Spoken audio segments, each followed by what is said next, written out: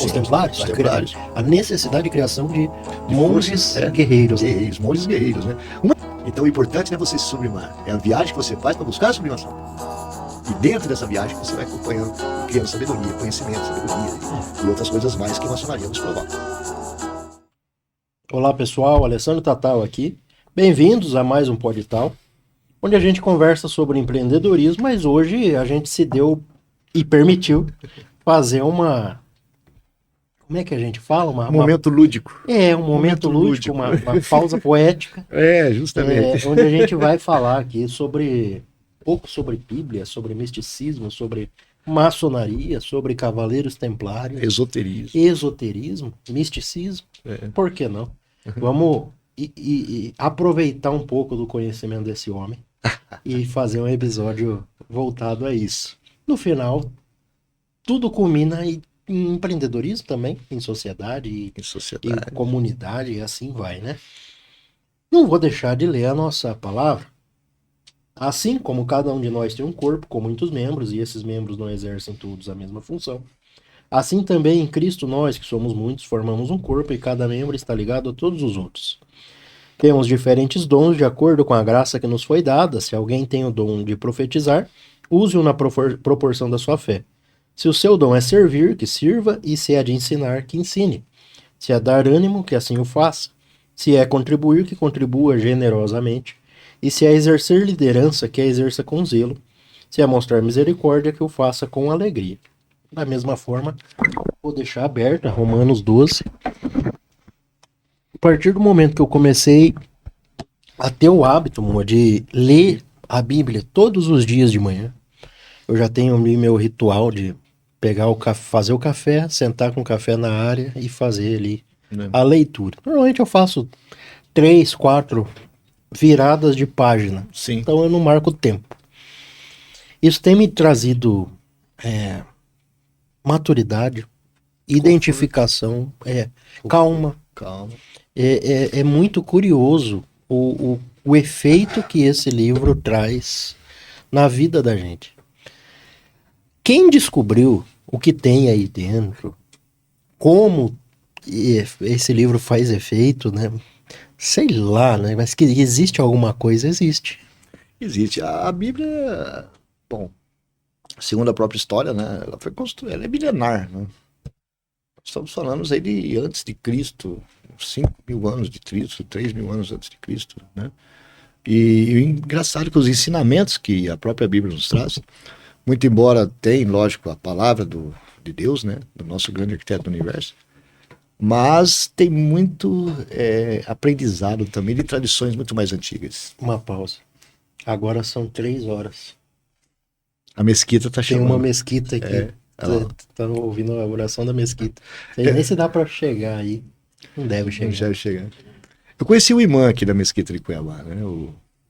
Ele é nigeriano. Olha aí. Quando fiz o curso de Direito, eu tive que fazer uma pesquisa sobre, na disciplina História do Direito, sobre o direito islâmico. Sensacional. Aí eu falei, onde eu vou buscar essa informação? Na mesquita. E fui na mesquita. Engraçado que o imã falou, não, te dou toda a entrevista que você precisar, você pode esclarecer todas as dúvidas que você necessitar, mas obrigatoriamente você vai participar de uma oração. E aí, já que é para entender. Já para entender, então você vai viver esse momento, né, diante da oração.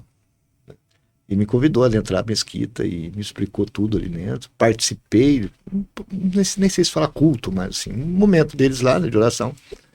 E muito bem recebido. Muito bem recebido. Os muçulmanos em si, eles têm uma característica, vamos dizer, primeiro que é a mesma raiz do judaísmo, né? A raiz é a mesma, né? Mas eles têm uma característica muito de entrega, solidariedade. Ao próximo. Muito, que é a mensagem principal de Jesus. A mensagem de Jesus, né? E eles, no caso, eles tratam com o grande profeta Muhammad, né? Maomé. Aqui no Ocidente a gente fala Maomé, Muhammad, e não é só o Corão, né, que eles estudam, que é a base da religião muçulmana. Tem a Sharia, né, tem o Imã também. E o engraçado é que a Sharia ela fala algo muito interessante que eu nunca vi em outra religião monoteísta. Todos os comportamentos de Muhammad foram criados como um comportamento divino. Por exemplo, Muhammad foi observado, por outros profetas que escreveram, né? Foi observado Muhammad, ao beber a água do riacho, ele abaixava, se ajoelhava em apenas uma perna, apenas um joelho.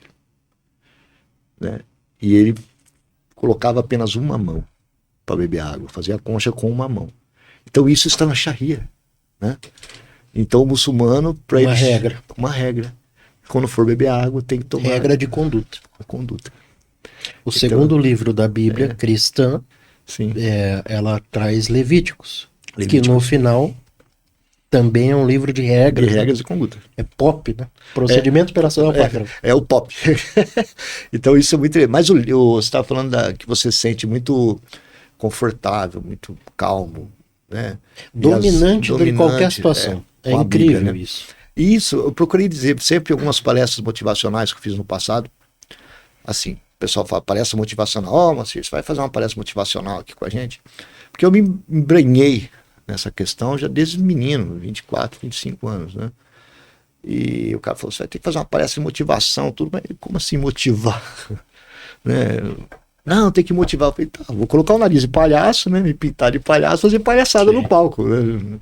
Eu não vou motivar. O que a gente faz é justamente despertar o que cada um se sente como um motivo de viver, um motivo de conquistar, um motivo de estar aqui nessa terra. Grande pergunta filosófica, o que eu estou fazendo aqui? Né? E encontrar essa resposta dentro de si mesmo, que a própria maçonaria nos faz em cima do vitriol. Né? Visite o interior da terra e encontrarás a pedra oculta. Né? Então, assim, que é o conhecimento de você mesmo. Né? E eu procurava dizer que a Bíblia é o maior livro de motivação do mundo. Na verdade, tudo que se fala em motivação, coach, treinamento, se parar para analisar, é extraído daqui, né? Extraído daí. Né? Os mais céticos possíveis religiosos usam frases da Bíblia. Os mais céticos usam frases da Bíblia. Existia um consultor, uma época, que ele fazia um trabalho no Fantástico, aquelas sériezinhas que o Fantástico coloca dentro da sua programação, que eu esqueci o nome dele, ele falava muito sobre relações humanas, recursos humanos no trabalho e tal.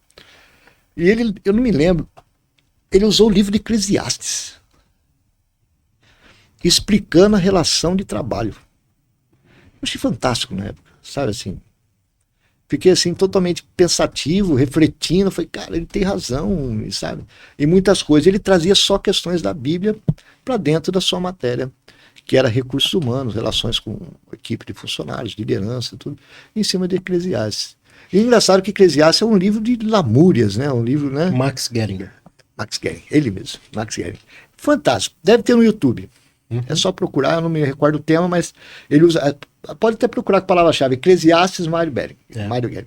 Ele usa o livro de Eclesiastes no contexto de trabalhar como se estivesse trabalhando para Deus. Putz, que forte loucura, isso. Cara, que loucura. Trabalhar como se estivesse trabalhando para Deus. E ele traz uma interpretação de alguns versículos, cara, é atual demais. É muito atual. Aí você fala, não é que é atual, é que a sociedade é assim. Né? Você não vai mudar a sociedade enquanto ela for desse jeito. E está no âmago dele, da sociedade. É o DNA dela. Né? O DNA você não modifica. Você pode até tirar esse DNA e fazer um outro. Mas modificar o próprio DNA você não vai modificar. É o que a gente diz em computação, é o kernel do programa. É ali, o kernel. A partir dali que surge tudo. Né? E a Bíblia sempre vai ser motivacional. E não digo só a Bíblia. O Corão. Lá no meu escritório eu tenho a Bíblia, o Corão e tenho a Torá. As 3 religiões monoteístas do mundo. Né? Você lê os 3, né? É curioso demais. Assim, as coisas vão se conectando. Aí você vê que realmente, de fato, a mesma raiz. Qual raiz? A raiz de Abraão. Que Abraão, depois que teve o filho, ele não podia ter filho com a Sara, né? Sim. Teve com a empregada egípcia. Né? E depois Deus abençoou a Sara, ela ficou grávida, né? E aí nasceu Isaac, acho que é, né? Sim. E aí ele pegou e expulsou a escrava egípcia, esqueci o nome, junto com o bastardo, para o deserto. E ali nasceu a nação árabe. Exato. Entendeu? E depois, lógico, daí vem o cristianismo, né? Com a vinda de Jesus, e nasceu a terceira religião, o cristianismo. Então nós temos hoje na religião judaica, que é basicamente o Velho Testamento, né? Nós temos o cristianismo e nós temos a religião muçulmana, que nasceu da mesma raiz de Abraão. Então, assim, e é curioso essa história, ela está em Gênesis, né? Gênesis, tá em Gênesis. E a gente, quando lê, Abraão questiona Deus, dizendo assim, sempre. Mas como eu vou abandonar um filho, né? E Deus promete a ele, não se preocupe que o seu filho dará início a uma grande nação que dominará a grande parte da terra. Justamente. E aí a gente pega os dias atuais. Por que isso vira uma briga? Por que isso vira uma guerra constante, né? É tudo por conta de terra, né? Se você for ver, são questões de terra. Porque se você olhar ali na faixa, ali em Jerusalém, né? Você vê mesquitas e sinagogas. Igrejas cristãs. Tudo misturado. Tudo misturado. Então aquela terra, a terra prometida dos judeus e a terra prometida dos muçulmanos e também, né, a terra de visitação histórica do cristianismo. Então tá tudo ali. Então, porque se brigava muito sobre terras na época, né? Sobre terras, né? E quantas vezes os árabes, os persas, né, não quiseram invadir Jerusalém? Quantas vezes? Saladino, tentou várias vezes, né? A hora foi defendido pelos templários, a hora foi defendido pelos maltas, né? Essa história já nos remete aos templários, a necessidade de criação de monges forças, guerreiros. Monges guerreiros, né?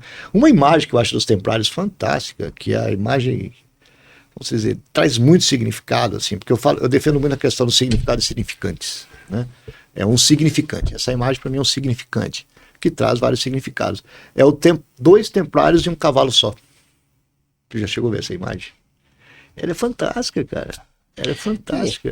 Tem teorias que dizem que não tinha cavalo para todo mundo. Tem teorias que dizem que era para economizar. E tem teorias que dizem que era para ter... estratégia também. Mais... como é que fala? Para um cobrir o outro. Né? Então, tinha o escudo, o outro tinha a lança. Exato. Era mais ou menos essa discussão. O escudo ficava piloto e copiloto, né? A lança com o da frente, o escudo com o de trás. O escudo na frente, a lança no que estava atrás. E os templários defendiam o caminho dos peregrinos até a terra de Jerusalém. E foram os que criaram o primeiro sistema de câmbio do mundo. Olha que curioso isso, né? Curiosíssimo, né? Eu estava na França, eu queria ir lá para a Terra Prometida. Como tinha muita briga no caminho, a insegurança. Aí você contratava o templário para te acompanhar, né? Só que você pagava um preço por isso. Aí você tinha todos os seus pertences na França, um exemplo. E aí na França você falava, não, como que eu vou carregar todos esses pertences até lá no Oriente Médio quase? Ele falava, não, então faz o seguinte, me entrega, eu vou te dar um cheque marcado com cera, né? Com cera e tal, que tá um cheque e vale tantas moedas da época. E o cara fazia viagem, chegava lá, tinha um grupo de templários, ele trocava aquele cheque lá. E o cara devolvia o valor. Então ele fez o primeiro sistema de... Lógico que tinha uma comissão, mais o custo da prestação de serviço, né? Tinha a comissão do intercâmbio de valores e o custo da prestação de serviço. Um sistema criado em quanto isso? 1300? 1300, século XII, século XIII, metade do século XIII. Que é usado até hoje no sistema bancário. Sistema bancário, sistema de câmbio. Cara. Doideira, né? Doideira.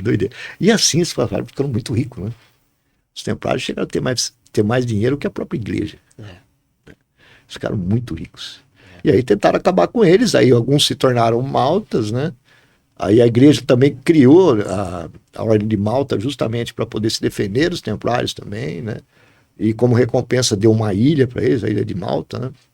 Malta é engraçado. Ele não é um país, mas é reconhecido pelas nações como um país. Coisa mais doida que existe.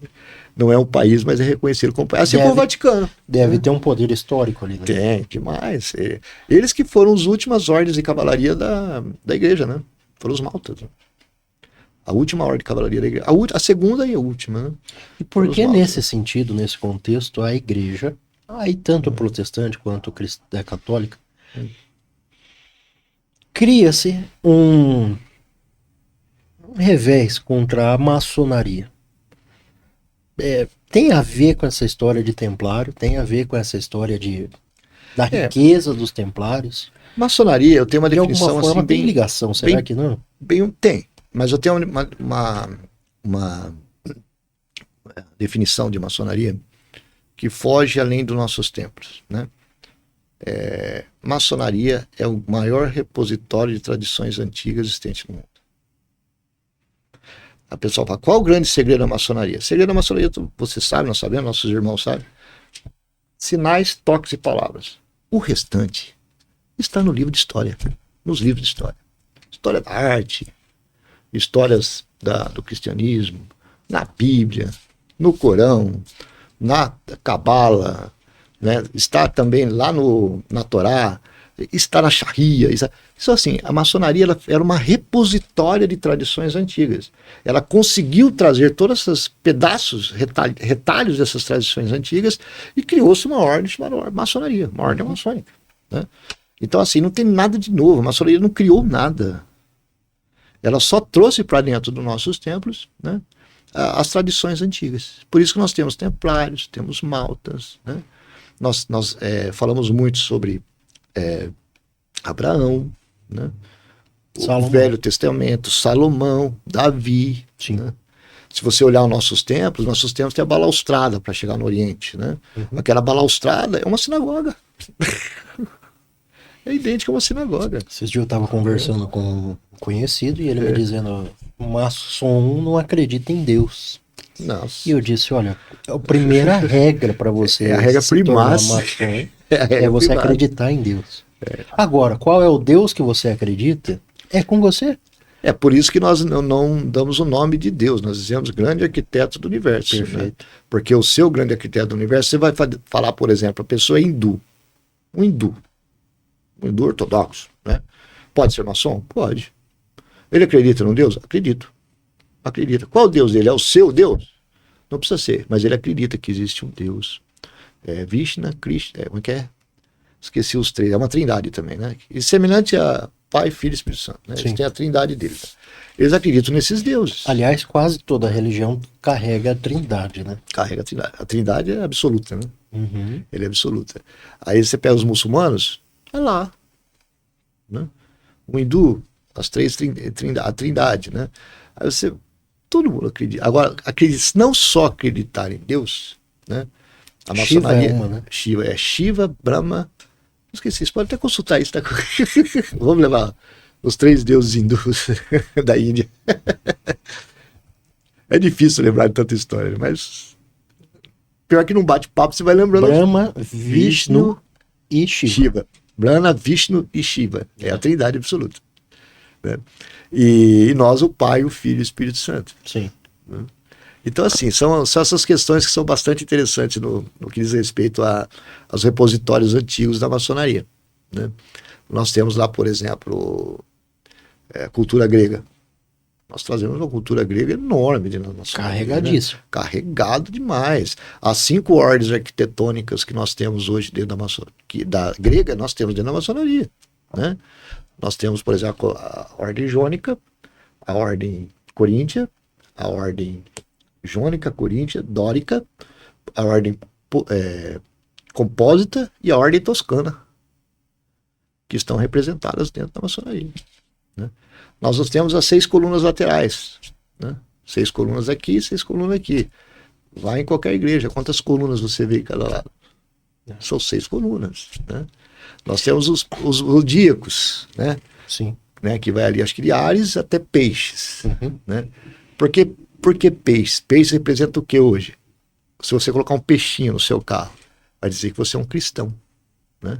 Ali, na verdade, é o caminho das chagas de Jesus que ele está fazendo. Até a ressurreição. Sim. Que é o como a Igreja Católica. Coloca nas janelas, né, nas vitraças. Então nós temos tudo isso. Aí nós trazemos a citação Oriente, Ocidente, né? Já são outras culturas, né? Enfim, nós estamos recheados de culturas. Fechado. E usamos, né, das ferramentas da construção para nos trazer vários significados. Sim. E uma coisa mais interessante ainda é que a maçonaria está de pé até hoje, qualquer ordem. Ela vem em pé, eu vejo a maçonaria com muita força, porque ela é repositória dessas tradições, por um único motivo. Você tem os mesmos significantes com significados atualizados. O significado não é estagnado. Ele vai se amoldando à sociedade, né? Então você tem um significado hoje, por exemplo, de um malhete que ele nasceu com um determinado significado, né? E esse significado foi se aprimorando. Então, hoje você vê gente escrevendo livros, por exemplo, dando outro significado, não é outro significado, mas significado muito mais atuais do que é o malhete, do que é a corda de 81 nós, e sim, todos aqueles significantes que nós temos espalhados no nosso templo e nos próprios livros da maçonaria. Tradições que trazemos muito pesada judaica, isso não tenha dúvida, né? Tradições judaicas estão bem enraizadas lá dentro da maçonaria, tanto nos graus, nos 3 primeiros graus simbólicos, como também nos graus filosóficos, bastante tradição judaica. E esses significados também, na própria a filosófica, se você for analisar, é como se fosse uma pós-graduação, né? Você se atualiza de muita coisa. E a aplicabilidade dela, assim, eu gosto do grau 9, né? O grau 9 a gente estuda aqui, a vingança, né? Poxa, a vingança é uma chaga. Pode até ser um pecado, entre aspas. E a gente estuda a vingança. Mas não é porque a gente estuda a vingança para ser vingativo. A gente estuda a vingança para ver os problemas que ela nos gera e que isso não é bom. Ser. E não é bom. Exato. Por isso os caras falam, não, vocês estudam a vingança. Eu estudo para praticar, né? As suas origens, de onde ela nasce, né? E aí, sim, em vários graus de maçonaria a gente vai estudando. Quanto mais eu leio a Bíblia e mais eu subo os degraus da maçonaria, mais relação eu faço. Quer dizer, lá no início, e aí eu vou falar aqui, daqui a pouco vão cair em cima de nós, vai. Não estou falando nem sinal, nem toque, nem palavra. Então pronto. Quando eu entrei na maçonaria, fui iniciado e eu pensava assim, isso aqui é não é ingenuidade, isso aqui é um teatro. Isso aqui é uma alusão que se faz para que a gente, com o tempo, vá melhorando, seja mais paciente, seja mais maduro. E, de fato, o resultado é esse.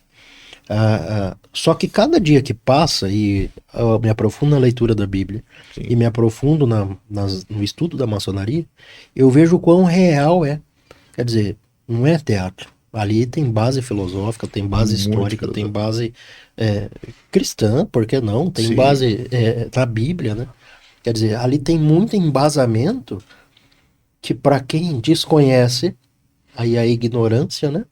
Quem tem a ignorância do que é maçonaria, acha uma coisa totalmente diferente, né? Jamais imagino que o que a gente está estudando ali tem base na Bíblia, né? Sim, um dos problemas que nós temos também é que a maçonaria, por ela ter essa atividade que é secreta, que na verdade não é nada secreto, ela é discreta. Discreta, né? Esse é um jargão que todo mundo fala e tem que ser bem aceito pela população, que nós não somos secretos, nós somos discretos, né?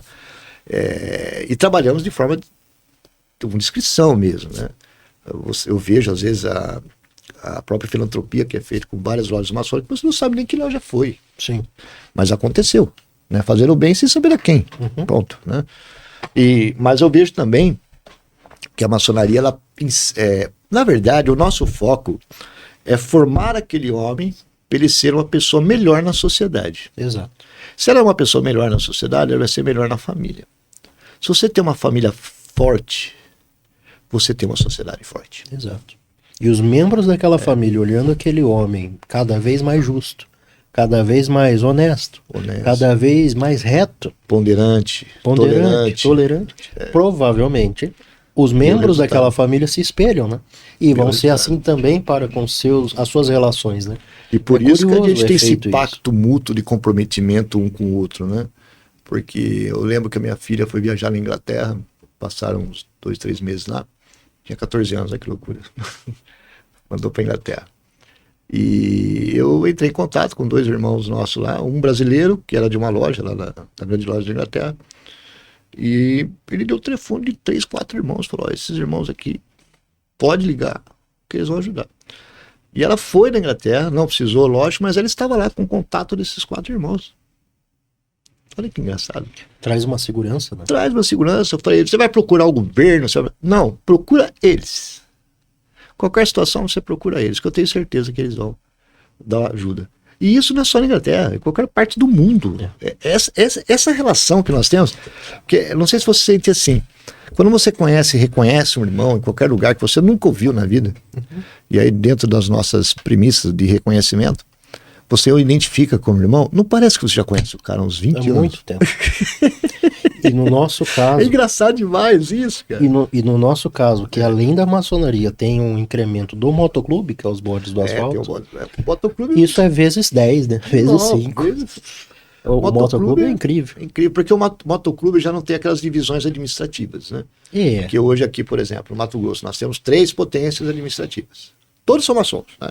Ninguém é um maçom melhor ou maior que o outro. Tudo mesma classe. Só que por uma divisão administrativa existe a potência que é a Grande Oriente do Estado, a Grande Loja Maçônica do Estado de Mato Grosso e o Grande Oriente do Brasil, federado ao Grande Oriente do Brasil. Grande Oriente do Brasil Mato Grosso, federado ao Grande Oriente do Brasil em Brasília. GOB, GOI e Glente. Isso. São as 3 potências que nós operamos hoje, reconhecidas entre si e tal. Se eu for, por exemplo, um maçom pertencente à estrutura administrativa do GOB, eu não posso também pertencer à estrutura administrativa da Glente. Eu tenho que sair do GOB, pedir o que a gente chama do nosso kit, né? E me filiar, né? Me regularizar, me filiar na Glente. Eu não posso manter os dois ao mesmo tempo. No BODES, a gente reúne todo mundo junto. Sobre uma única divisão administrativa, que é o Motoclube Bodes do Asfalto. Exato. Então nós temos irmãos das 3 potências aqui dentro do Bodes. Com uma paixão em comum, que é a moto. Né? Justamente, discutindo uma paixão em comum, que é a moto. Então é uma das coisas que eu acho assim... Por isso que a gente entra no âmbito do esoterismo. A gente não entra no âmbito do esoterismo porque a maçonaria é esotérica. Não, a gente entra no âmbito do esoterismo porque a gente percebe que algumas coisas acontecem sem explicação. Sim. Poxa, mas por que está acontecendo? Por que eu conheci o cara agora? Por que em 2 minutos de conversa parece que eu conheço ele há 20 anos? Sim. E já abraça, e já abraça. Vira o cara abre a porta da sua casa para você dormir, te dá pouso, te dá comida, te dá ajuda. Que é aquela história muito que a gente discute muito, né? Que é aquela pessoa que parou numa fazenda, perdido na madrugada, e o carro quebrou, aí veio o senhor a cavalo, né? Veio o senhor a cavalo e ele... O senhor está precisando de ajuda? Tô, não sei o que, não sei o que. Aí se identificaram, né, e tal. Meu irmão, vamos lá pra fazenda, você dorme na minha casa e tal. Ele dormiu. Aí no outro dia, deu café da manhã, o pouso, né, a cunhada tratando bem, os sobrinhos, as sobrinhas, né, respeitando a pessoa. O sobrinho conseguiu trazer o mecânico da cidade, resolveram o problema do carro. Na hora de ir embora, se despediram, como de praxe se despede. E esse irmão que foi socorrido disse, poxa, você me ajudou porque eu sou maçom, né? E o dono da fazenda falou, não te ajudei porque você é maçom, te ajudei porque eu sou maçom. Então, olha que interessante, né? Perfeito. Por isso que nós temos aqui, porque você não é maçom, as pessoas te reconhecem como maçom. Uhum. Mas as atitudes é que vão definir, né? As atitudes que vão definir. Uma frase que eu já ouvi, que eu gosto muito, né? Nem certo, nem errado, apenas justo. Apenas justo. Quer dizer... Se por acaso você, como juiz, sei lá, você precisa tomar uma decisão que dói, que pra você de repente é até errado, mas se por acaso a lei manda e for justo, tem que ser feito, né? Tem que ser feito. Assim, na nossa vida é assim, nosso dia a dia assim. Então assim, esse sentimento, né? Esses sentimentos que, por isso que fala esotérico, né? Ele expande, né? Esse sentimento a gente não tem como explicar. Por isso que a gente entra em esoterismo, entra em outras tradições mais, como se diz, axiológicas, né? Sendo mais axiológico, né? Eu tô ouvindo um livro já pela 3ª vez, eu viajo muito, então eu e um irmão companheiro, grande companheiro de trabalho, que é o Irineu Cassol, a gente tem um aplicativo e a gente ouve e se indica livros. Então ele me indicou e eu já tô ouvindo pela 3ª vez o Cabalho. No final, remete a Hermes Trismegisto, Sim, hermetismo. Os pré-socráticos, assim, os filósofos pré-socráticos. E ali, em determinado momento, ele diz que tem coisas que são incompreensíveis para nós. Incognoscível, acho que é a palavra. Mas assim, a nossa mente não consegue processar algumas coisas. E a partir do momento que a gente compreende que tem coisa que, de fato, nós não, nesta vida, nós não vamos entender, parece que sai um peso, né? É curioso isso. Isso é verdade. Se não tem explicação, por que eu vou ter ansiedade? Que busca doida é essa, né? Essa então, busca do conhecimento. O que cabe a nós? É ser justo, é ser companheiro, doar aquilo que a gente pode, né? Fazer o nosso melhor. Essa frase do Max Gregor é sensacional. Trabalhe como se estivesse trabalhando para Deus. Pronto, cara. Imagina, peso disso. Então, essas coisas, assim, e se você for observar também, você vê muito na filosofia grega, né? Pós-socrática, já não só em Sócrates, mas você vê na filosofia grega, você vê muito ensinamento também. E é impossível. E esses caras sabiam alguma coisa, né? É impossível o cara o Egito, do a nada Grécia. ele ter tirado isso da cabeça dele. Do nada. A cultura egípcia. Sumerianos. Gente, aquelas construções que foram feitas em pedra, lapidado em pedra, um castelo lapidado. Pegaram uma pedra e fizeram um castelo. Um templo, que seja, né? Da onde vem esse conhecimento? As pirâmides do Egito. As próprias pirâmides, a perfeição daquilo em relação a todo o universo.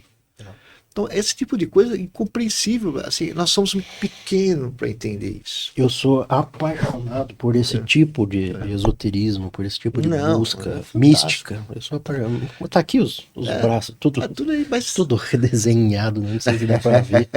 Tem tudo. No final, o resumo disso eu gosto muito o número de ouro, o número de Deus, né? O homem vitruviano, aqui gráfico Fibonacci. No final, tudo são figuras geométricas que culminam no número de Deus. Fibonacci, que é a divina proporção que eles falam. Proporção divina. Olha, você está falando da divina proporção, o gráfico de Fibonacci.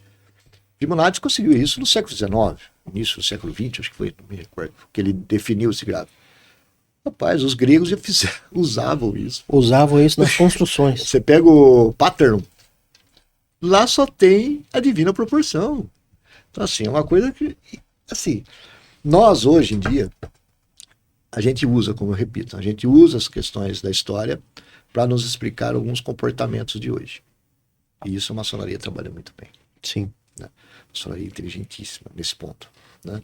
Os criadores dos rituais foram, cara iluminados. Né? E nós buscamos o que na maçonaria hoje? A sublimação. A própria lenda de Irã nos traz a sublimação. Você vem trabalhando com a matéria, com o espírito e com a sublimação. Então, quer dizer, você busca a sublimação.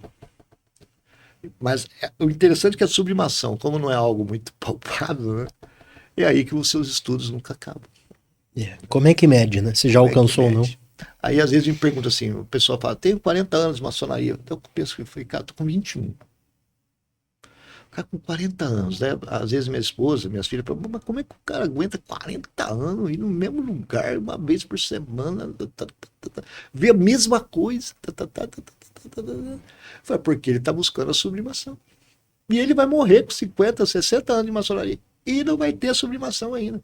Mas é a busca, é a viagem, que a gente fala em moto, né? O importante não é o destino, é a viagem que você faz chegar ao destino. Então o importante não é você se sublimar, é a viagem que você faz para buscar a sublimação. E dentro dessa viagem que você vai acompanhando e criando sabedoria, conhecimento, sabedoria e outras coisas mais que a maçonaria nos provoca. Porque a maçonaria é provocante, ela provoca. Né? E ela é tão provocante que tem uma máxima que a gente usa que tem muitos maçons iniciados, irmãos iniciados, que a maçonaria não vai entrar nele. E ele sai. Na nossa loja já teve alguns que saíram. Porque não se encaixam. Acaba. Ela filtra automaticamente. Ela filtra automático. A pessoa não se encaixou, passou pelo ritual de iniciação, foi iniciado, né? Fez seus compromissos, tudo, e vai embora. Que vá. Ó, você não se encaixou, não se encaixou. Né? Não é o suficiente isso aqui para você? Não é, então. Vai embora. Não tem por que ficar lá. Né? Eu procuro até dizer muito para minhas filhas, eduquei elas desse jeito, falo muito para minha esposa, se não for para falar bem, então não fala. Se não for para falar bem de alguma coisa, então não fale. É melhor, o silêncio é ótimo, o silêncio é uma virtude, né? Vamos dizer, né? Nós temos até um grau na maçonaria que o sinal é o silêncio, né? E o silêncio é uma virtude, então assim, e essa pessoa, ela fica lá, aí fica falando mal, né?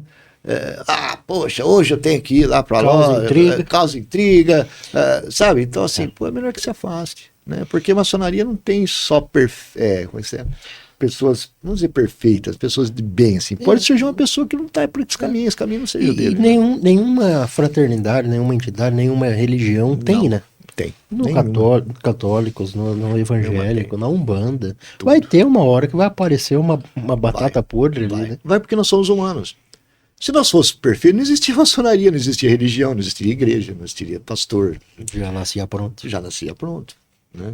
Então esse grau evolutivo faz parte do nosso dia a dia e a maçonaria ajuda nisso. Não estou dizendo que a maçonaria é a melhor coisa de todos. Né? Mas é aquilo que eu exerço já há um bom tempo. E para aqueles que compreendem o que ela pode trazer, na prática da vida, do dia a dia, coloca em prática também, né? Porque sim, tem muita gente que só quer pôr o terno. Só pôr o terno e fazer network. E aliás, a gente falou que filtro automático, esses que entram por causa de network, por conta de algum tipo de status, não aguenta muito tempo. Com algum interesse. Não aguenta muito tempo. Não entra porque ele não entra no estado esotérico. Exato. Ele fica no material ali enquanto ele pode. Ele pode ter saído do grau de aprendiz, ir para o companheiro, ir para mestre, mas ele ainda está lá no grau de aprendiz. Naquele primeiro dia que ele entrou dentro de um templo, ele ainda está lá. Ele não consegue evoluir, não consegue avançar. Né? Por quê? Porque não quer estudar. Porque, olha, a maçonaria tem que estudar. Exato. Não existe maçom que não estuda, não, tá? Tem que estudar. Eu brinco para a Regina que lá é uma pós-graduação de homens. Sim, você aprende a ser um homem. Justamente. Olha, eu já tinha o hábito da leitura, né? Enquanto aprendiz até mestre, eu li 78 livros. Isso é uma média absurda. Sim. Né? Lógico, chega um momento que os livros começam a se tornar repetitivos, você faz aquela leitura dinâmica e você vê que isso aqui você já leu. Opa, surgiu um capítulo aqui que eu achei interessante. Né? Então você lê 78 livros. Em 3 anos. Nós falamos de a maçonaria ser provocativa. Ela provoca. Agora eu vou te fazer uma pergunta provocativa. Nós dissemos que na maçonaria nós temos o grande arquiteto do universo. Para cada um interpreta como queira. Como queira. O seu Deus é o que você acredita que ele seja. Acredita que tem uma força superior. Que talvez, aí a gente já disse aqui, que seja incompreensível a nossa humanidade. Sim. Mas que existe, uma força existe. A pergunta é agora, o que é Deus para você? Deus para mim é movimento. Deus para mim é um processo. Eu escrevi um artigo chamado Deus em Processo. A natureza de sua existência. Eu escrevi esse artigo, foi publicado esse artigo, né? E lá eu trago muito ensinamento da Cabala e da Torá. Deus em processo. Deus é movimento. Deus não é uma figura estática. Ele quer que você se movimente. Eu entendo isso. Deus é um processo. Conforme eu venho estudando, Deus São Tomás de Aquino, na sua teoria da existência, ação e reação, ele faz isso. Deus é um processo. Ele faz exatamente isso. Se você ler esse trecho como é que eles falam? Esqueci o nome. Esse estudo, né, de São Tomás de Aquino, né? São Tomás de Aquino é uma epístola que ele fez. São Tomás de Aquino fala sobre Deus em processo. Lei da reação e da ação e da reação. A cada dia que passa, e quanto mais eu estudo, Deus para mim é energia. É um processo. É em movimento. É. Porque assim, Deus não é um... É que as pessoas às vezes confundem assim, Deus é um homem, é um ser... Barbudo, né? E tal. Eu acreditava nisso há uns anos atrás. É que o homem, ele tem que se apegar a alguma coisa que ele vê. Palpável. Né? Ele tem que se apegar a alguma coisa que ele vê. E se ele não ver, Ele não vai entender nunca essa situação. É o que a gente chama que é a doutrina da fé. Né? Você tem que ter a sua fé. Você tem que ter fé. Né? Que existe esse ser superior. Eu acredito que existe um ser superior, mas eu acredito que ele não é um ser estático. Ele é um ser em processo. Né? E esse processo é o que nos faz agir constantemente, nos movimentar, criar a vontade, né? Ter vontade, nos movimentar, né? Ter objetivos. Né? E na prática isso funcionando, né? Sei lá, quero comprar um carro modelo X vermelho. Na hora que você sai na rua, você só enxerga esse carro. Parece 10 num dia. Comentamos isso com um casal de amigos nossos ontem, almoçando lá no shopping. É interessante demais que o meu genro comprou um carro novo, né? Um Tera. E depois que ele falou que ia comprar um Tera, o que eu vi de Tera na rua... Só enxergava. é por conta da antena, o radar que fica ligado. Pois é, cara. O que percepção, isso traz? percepção, cara. E o que isso traz de bom, né? É que se você aprende a usar isso, você consegue o que você quiser, né? Tudo. A força de vontade é um poder, se você não acredita. É um poder assim imenso. E aí é Deus. Quem que funciona? Que é a energia, que é o átomo, que no hermetismo, no Kabbalah fala que tudo é a mesma coisa em graus diferentes, né? Então, esse copo é energia. Talvez em vibração muito menor do que nós. Aí você dizia que a energia é estática, né? É energia bem reduzida, né? Bem reduzida. Em um grau muito menor. Muito menor, né? No mesmo livro fala sobre o amor e o ódio, né? É o mesmo sentimento em proporções diferentes. A partir do momento que você começa a evoluir, aprender a manipular isso, o ódio você consegue transformar em amor, né? E muitas vezes o amor vira ódio, se você não sabe controlar. Mas é o mesmo sentimento. Mesmo sentimento. Já foi provocado. Em proporções diferentes. Provado cientificamente. Onde é que entra Deus nessa, né? No final, é a vibração do seu próprio pensamento. A pessoa que muito murmura, eu já fui desses. A pessoa que muito murmura, lógico, no meu caso eu precisei passar por um ensinamento forte. Bastante. Ixi, foi forte o ensinamento. Experiência. Mas a partir do momento que a gente consegue compreender que o nosso pensamento é a raiz de tudo, que vai vibrar a energia, que vai vibrar o átomo e que vai, no final das contas, representar Deus. É complexo, né? Bem complexo. A partir do momento que a gente começa a entender que o pensamento é a raiz de tudo, parece que tudo fica mais fácil.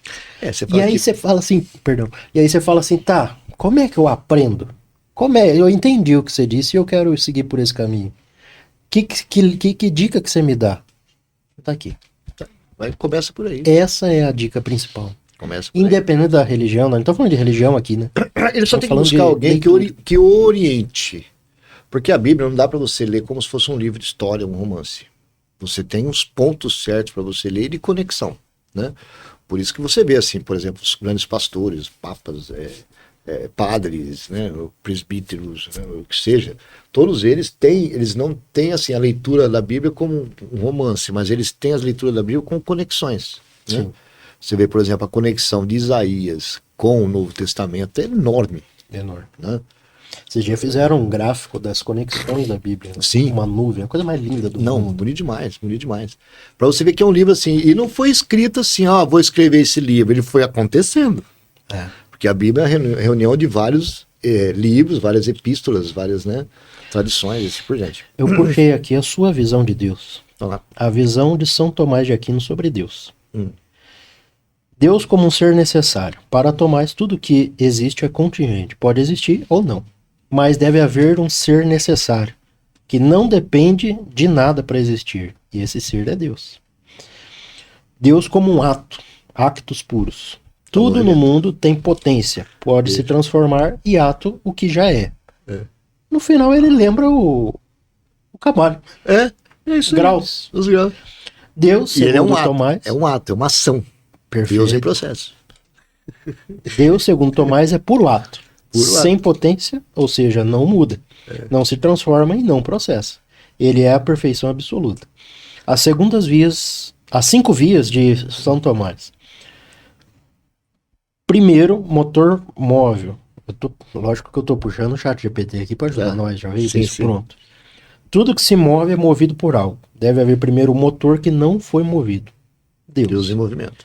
Causa primeira. Toda causa tem uma causa anterior. Deve haver uma causa inicial. Ação e reação. E às vezes eu ouço de empresário, nós falamos isso na nossa outra conversa, né? Como é que eu cheguei aqui? Claro, você chegou aqui porque você tomou decisão para chegar aqui. Decisão certo ou errado, mas tomou decisão. Ser necessário. As coisas existem e deixam de existir. Deve haver um ser que existe por si só, que para São Tomás é Deus. Grau de perfeição. Tudo tem grau, bom, melhor, bom ou ruim. Deve haver um grau máximo, que é Deus, e finalidade. Tudo tem uma ordem e um fim. Essa direção vem de uma inteligência suprema, que é Deus. Quando você fala Deus é um processo, para São Tomás, isso se aproxima mais de correntes modernas com a teologia do processo do filósofo Alfred North Whitehead. Nessa visão, Deus não é fixo e imutável, mas está em constante relação e evolução com o mundo. Tomás de Aquino, ao contrário, via Deus como imutável, perfeito e eterno. Mas ele entra numa contradição quando ele diz que Deus é átomo, né? Exato. Mas assim, é a definição de São Tomás de Aquino, e ele fala de ação e reação. Como você pode ter uma ação, uma reação, se você não tem um movimento, né? Sim. Então assim, mas eu gosto muito da tese de São Tomás de Aquino, porque daí que eu tirei também esse conceito de Deus ser um processo, né? Isso. E não ser algo estático. Né? Deus é um processo. Olha, nós estamos falando de Deus que conversava com os homens há quantos mil anos atrás. O homem daquela época é o mesmo homem de hoje? Não. Né? Por que ele trouxe Jesus para a Terra? Que reduziu os 10 mandamentos em um apenas. Amai o próximo como a ti mesmo. Porque ele sentiu... Antes era olho por olho, dente por dente. Se você lê o Primeiro Testamento, você se apavora. Se apavora. Ali manda matar. Manda matar, manda o Deus dos exércitos, né? Era o Deus dos exércitos. O Deus brabo. O Deus brabo, empunhando lança, né? As muralhas de Jericó, toquem suas trombetas, que as muralhas vão disputar. Vou acabar com Sodoma e Gomorra, e que olhar para trás e virar uma estátua de sal. Né? Era um Deus brabo, vingativo, né? Você, ponto da cara, né? Sim. Que o homem não foi tudo aquilo que queria. Fez o dilúvio, né? Noé, só sua família vai ser salva e tal. Não sei o que. Então era um Deus. Depois, de repente, se tornou um Deus de amor. Né? Amor ao próximo. Né? Então, quer dizer, ele mesmo teve que ter sua evolução. Pesado isso, hein? Curioso. Ele mesmo tem que ter sua evolução. Por isso que eu creio muito no Deus em movimento, Deus em processo. Porque ele teve que se evoluir. Teve que se evoluir. E mais pra frente veio a doutrina espírita, que deu outro passo no entendimento tanto do Velho quanto do Novo Testamento. Inclusive a gente até fala, eu já estudei sobre esse assunto. Foi utilizado o Evangelho segundo o Espiritismo porque foi o meio utilizado para que pudesse expandir as boas novas, né? O Espiritismo diz que é só as boas novas, o Espiritismo de Kardec, né? E também, segundo nossas crenças, eu sou espírita, segundo nossas crenças também, nesse ponto a gente diz o quê? Que foi mais uma evolução. Porque não basta amar o próximo como a ti mesmo, você tem que fazer caridade também. Aí tem aquele jargão que a igreja diz, fora da igreja não há salvação. O espiritismo diz, fora da caridade não há salvação. E a caridade não se reduz apenas em você dar o que você precisa, para comer, para beber, para vestir, para se locomover e assim por diante. A caridade é muito mais. Uma coisa que eu uso bastante quando a gente palestra. O que você, se bater uma pessoa com fome na porta da sua casa e você estiver almoçando um domingo, aquela macarronada bonita, gostosa, e ele pedir comida, você vai fazer uma comida para ele? Poxa, vou fazer o bem, a caridade. Você entrega a comida para ele. Ok. Agora eu te pergunto, você o colocaria na mesa para almoçar com você? Então a caridade não está ali. A caridade está no conforto que você vai fazer para aquela pessoa. Mas e a segurança de hoje em dia que não existe? Sei que nós tem a questão de segurança, mas é um exemplo que eu estou dando do quê? Você dá a comida, mas não convida a comer com você. É verdade. E muitas vezes a pessoa não precisa daquela comida. Ela precisa de você, uma voz amiga, um conforto, uma voz amiga, né? É só isso que ela precisa. Então a caridade está justamente nas nossas atitudes, não nos nossos desprendimentos. É verdade. Boa reflexão. E por isso que eu entendo que daí veio esse processo. Mas o homem vai se atualizando. Porque se a gente falar assim que há uma questão estática, a gente estaria ainda no Deus dos exércitos. E hoje a gente está no Deus amor. Então, como é estático? Né? Teve que se modificar. Alguma coisa teve que modificar. Mas e nesse sentido, será que Deus não envia Jesus? Aí nós estamos falando da nossa vertente cristã, né? As outras devem assim, é difícil a gente Será falar. que Deus não envia Jesus exatamente para resgatar? Não, assim, porque porque o Deus de Jesus era o Deus dos judeus, né? Ele só não era os deuses romanos. Romanos tinham outros deuses. Mas o Deus dos judeus é o mesmo Deus do cristianismo. O Deus de Jesus era o mesmo. Jesus era um rabino, pô. Então, é isso que eu estou dizendo. E aí eu transformo Jesus em uma nova... Eu estou usando jargões aqui, em um facelift de Deus. Assim, ó, por exemplo, tem gente que diz assim, umas teses, que Jesus era o próprio Deus, que Deus queria ter uma experiência como carne. É uma teoria interessante. Interessante. Mas por outro lado, Jesus, ó Pai, por que me abandonaste? Entendeu? Quebra a teoria. Então, assim, é difícil você entender. Ele veio aqui para sofrer os nossos pecados, nos libertar dos nossos pecados. Até então, Jesus não pecou.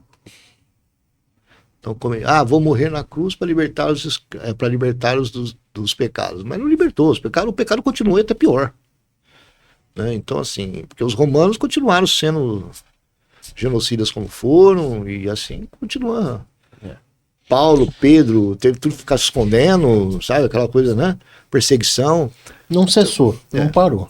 Mas essa discussão, né? Mas estamos falando aqui há 2000 e poucos anos depois sobre o impacto dele, né? E eu não tenho nem um pouco de vergonha em falar, vergonha ou receio de conversar sobre esses temas com você, principalmente nesse momento, que tivesse mais pessoas, porque a própria Bíblia diz, Jesus disse, onde 2 ou mais estiver falando em meu nome, ali eu estarei.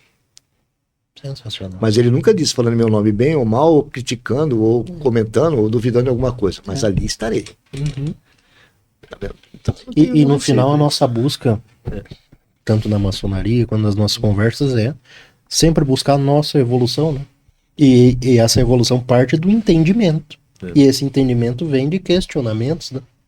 Que é o que nós estamos fazendo aqui. Que é o método filosófico, né? O método filosófico. Perguntas e respostas, perguntas e respostas. Exato. Tem são algumas frases que eu gosto da Bíblia que eu compilei, né? E eu sempre uso isso aqui como, vamos dizer, como uma lição, uma missão que eu tenho que sempre me cuidar utilizando essas frases. Primeiro é orai e vigiai. Orai e vigiai. Não basta somente orar. Você também tem que tomar suas atitudes. E esse vigiar normalmente está dentro da nossa própria cabeça. Justamente. O pensamento negativo vem e a luta é gigante. Gigante. E o mal ele crescer. É forte. O mal é forte, hein? E nós temos tendência do mal. Uhum. Outra coisa que eu gosto orar e vigiar, seja simples como a pomba, mas prudente como a serpente. Pois eles virão para matar, roubar e destruir. Eles, quem seriam eles, né? Então, e o terceiro que eu digo não jogue pérolas a porcos. Eles não sabem o que são pérolas. Culpado vai ser quem as atirou. E eles virão sobre você e devastarão os seus jardins. Uhum. Então, assim, a gente está falando no outro podcast sobre o conhecimento, transmitir conhecimento, né? Mas aí quando eu digo sobre isso, me vem essa mensagem. Não jogue pérolas a porcos. Ele não sabe do que você pede. Além do cara não gostar, ele vai criticar. Uhum. Porque ele não tem o conhecimento necessário. Justamente. Aliás, tudo que a gente não tem conhecimento, a gente critica. Justamente. É curioso. Acho que é uma forma de defesa, né? De defesa. Então, assim, orar e vigiar, simples como uma pomba, mas seja prudente como uma serpente, e não jogue pérolas a porcos. Eu acho que se você tivesse esses 3 itens no seu dia a dia, olha de novo o número 3, né? essas três mensagens filosóficas, religiosas, filosóficas na sua cabeça, você consegue tocar o mundo, a sua vida bem melhor para frente. Tá bom? Amor, obrigado. Obrigado você. Essa foi diferente, eu gostei demais. Foi leve. Bom. E tem assunto para conversar demais. Falei aqui com cristão, espírita, maçom, que já visitou como que foi? Mesquita. E o direito islâmico, ele semelha-se muito com o nosso, sabe? Ele é muito interessante, o direito islâmico. Acho que a gente tem muita raiz no direito islâmico. O nosso direito tem muita raiz no direito islâmico. O pessoal fala, não, é mais o romano. Cara, tem muita coisa de... Muito interessante. Beleza, obrigado, Tal. Para vocês que acompanharam, esse foi um bate-papo diferente. Obrigado e até a próxima.